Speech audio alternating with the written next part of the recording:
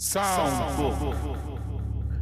Bulldogs presents Moonface by Jack London.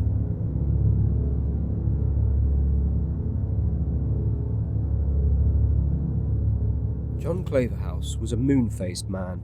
You know the kind, cheekbones wide apart, chin and forehead melting into the cheeks to complete the perfect circle, and the nose, broad and pudgy, equidistant from the circumference, flattened against the very centre of the face like a dough ball upon the ceiling.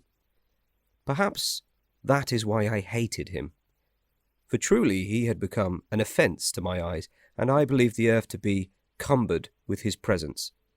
Perhaps my mother may have been superstitious of the moon, and looked upon it over the wrong shoulder at the wrong time. Be that as it may, I hated John Claverhouse. Not that he had done me what society would consider a wrong or an ill turn. Far from it.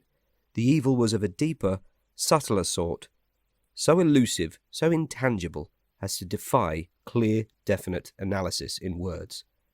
We all experience such things at some period in our lives. For the first time we see a certain individual, one who the very instant before we did not dream existed, and yet at the first moment of meeting we say, I do not like that man. Why do we not like him? Well, we do not know why. We know only that we do not. We have taken a dislike, that is all, and so I with John Claverhouse. What right had such a man to be happy? Yet he was an optimist. He was always gleeful and laughing. All things were always all right. Curse him! Oh, how it grated on my soul that he should be so happy! Other men could laugh, and it did not bother me. I even used to laugh myself, before I met John Claverhouse. But his laugh!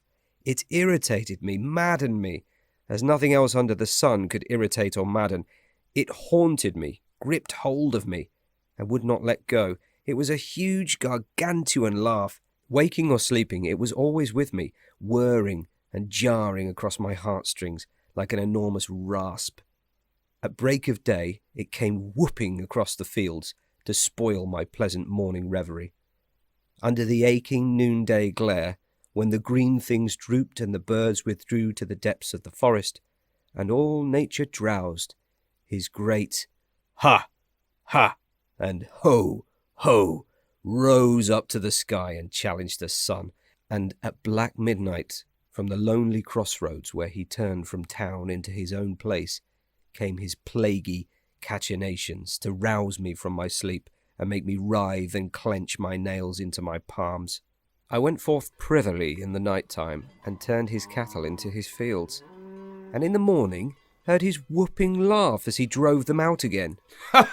It is nothing, he said. The poor dumb beasties are not to be blamed for straying into fatter pastures. He had a dog called Mars, a big, splendid brute, part deerhound and part bloodhound, and resembling both. Mars was a great delight to him, and they were always together. But I bided my time, and one day, when opportunity was ripe, lured the animal away and settled for him with strychnine and beefsteak. It made positively no impression on John Claverhouse. His laugh was as hearty and frequent as ever, and his face as much like the full moon as it always had been. Then I set fire to his haystacks and his barn. But the next morning, being Sunday, he went forth blithe and cheerful.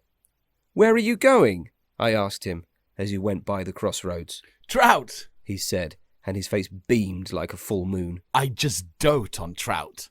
Was there ever such an impossible man? His whole harvest had gone up in his haystacks and barn. It was uninsured, I knew, and yet, in the face of famine and the rigorous winter, he went out gaily in quest of a mess of trout, because he doted on them. Had gloom but rested no matter how lightly on his brow, or had his bovine countenance grown long and serious and less like the moon, or had he removed that smile but once from off his face, I am sure I could have forgiven him for existing. But no. He grew only more cheerful under misfortune. I insulted him. He looked at me in slow and smiling surprise. I fight you? Why? He asked, slowly, and then he laughed. You're so funny. You'll be the death of me. What was you?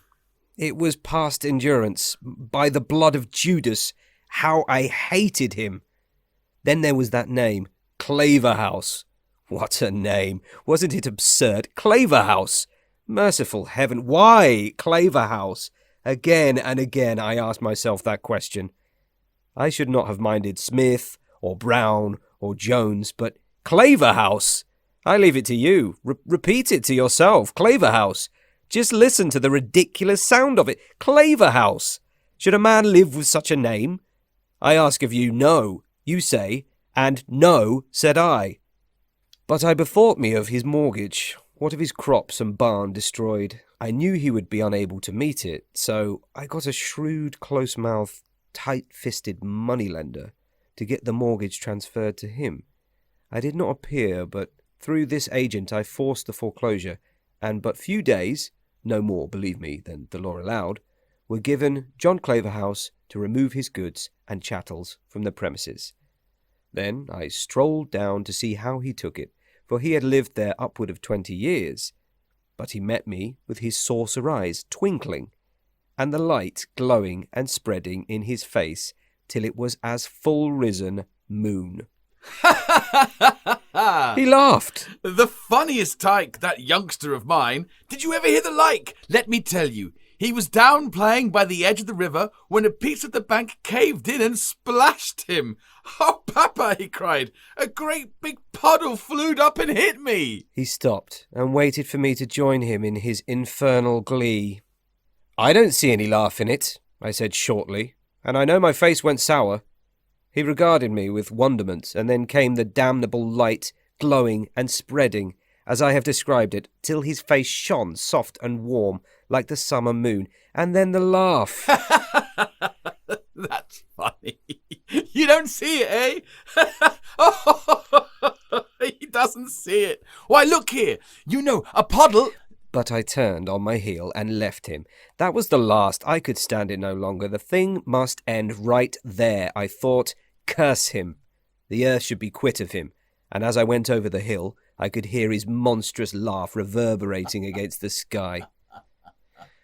Now, I pride myself on doing things neatly, and when I resolved to kill John Claverhouse, I had it in mind to do so in such fashion that I should not look back upon it and feel ashamed. I hate bungling, and I hate brutality. To me there is something repugnant in merely striking a man with one's naked fist. It's sickening. So to shoot or stab or club John Claverhouse, oh, that name, did not appeal to me. And not only was I impelled to do it neatly and artistically, but also in such a manner that not the slightest possible suspicion could be directed against me. To this end I bent my intellect, and after a week of profound incubation, I hatched the scheme. Then I set to work. I bought a water spaniel bitch, 5 months old, and devoted my whole attention to training her. Had anyone spied upon me, they would have remarked that this training consisted entirely of one thing: retrieving. I taught the dog, which I called Bellona, to fetch sticks I threw into the water, and not only to fetch, but to fetch at once, without mouthing or playing with them. The point was that she was to stop for nothing, but to deliver the stick in all haste. I made a practice of running away and leaving her to chase me, with the stick in her mouth, till she caught me. She was a bright animal, and took to the game with such eagerness that I was soon very content. After that, at the first casual opportunity, I presented Bellona to John Claverhouse. I knew what I was about, for I was aware of a little weakness of his, and of a little private sinning, of which he was regularly and inveterately guilty. No, he said, when I placed the end of the rope in his hand. No, you don't mean it. And his mouth opened wide, and he grinned all over his damnable face. I kind of thought somehow you didn't like me, he explained. Wasn't it funny for me to make such a mistake? And at the thought, he held his sides with laughter. What is her name? He managed to ask between paroxysms. Bellona, I said. He tittered. What a funny name. I gritted my teeth, for his mirth put them on edge and snapped out between them. She was the wife of Mars, you know, and the light of the full moon began to suffuse his face until he exploded with... That was my other duck. Well, I guess she's a widow now. He whooped after me, and I turned and fled swiftly over the hill. The week passed by, and on Saturday evening I said to him, "You go away Monday, don't you?" He nodded his head and grinned. "Then you won't have another chance to get a mess of those trout you just dote on." But he did not notice the sneer. Oh, I don't know. He chuckled. I'm going up tomorrow to try pretty hard. Thus was assurance made doubly sure, and I went back to my house, hugging myself with rapture. Early next morning I saw him go by with a dip net and gunny sack, and Bellona trotting at his heels. I knew where he was bound, and cut out by the back pasture and climbed through the underbrush to the top of the mountain. Keeping carefully out of sight, I followed the crest along for a couple of miles to a natural amphitheatre in the hills, where the little river raced down out of a gorge and stopped for breath in a large and placid rock-bound pool. That was the spot. I sat down on the croup of the mountain, where I could see all that occurred, and lighted my pipe. Ere many minutes had passed, John Claverhouse came plodding up the bed of the stream. Bellona was ambling about him, and they were in high feather, her short, snappy barks mingling with his deeper chest notes.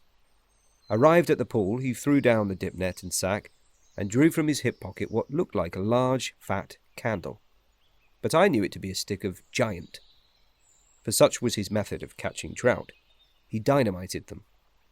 He attached a fuse by wrapping the giant tightly in a piece of cotton. Then he ignited the fuse and tossed the explosive into the pool. Like a flash, Bellona was into the pool after it. I could have shrieked aloud for joy. Claverhouse yelled at her, but without avail. He pelted her with clods and rocks, but she swam steadily on till she got the stick of giant in her mouth, when she whirled about and headed for shore. Then, for the first time, he realized his danger and started to run. As foreseen and planned by me, she made the bank and took out after him. Oh, I tell you, it was great. As I have said, the pool lay in a sort of amphitheatre. Above and below the stream could be crossed on stepping stones, and around, up and down and across the stones, raced Claverhouse and Bellona. I could never have believed that such an ungainly man could run so fast, but run he did, Bellona hot-footed after him and gaining, and then, just as she caught up, he in full stride, and she leaping with nose at his knee, there was a sudden flash, a burst of smoke, a terrific detonation, and where man and dog had been, the instant before, there was naught to be seen but a big hole in the ground. Death from accident while engaged in illegal fishing. That was the verdict of the coroner's jury, and that is why I pride myself on the neat and artistic way in which I finished off John Claverhouse. There was no bungling, no brutality, nothing of which to be ashamed in the whole transaction, as I am sure you will agree. No more does his infernal laugh go echoing among the hills, and no more does his fat moon face rise up to vex me. My days are peaceful now, and my nights sleep deep.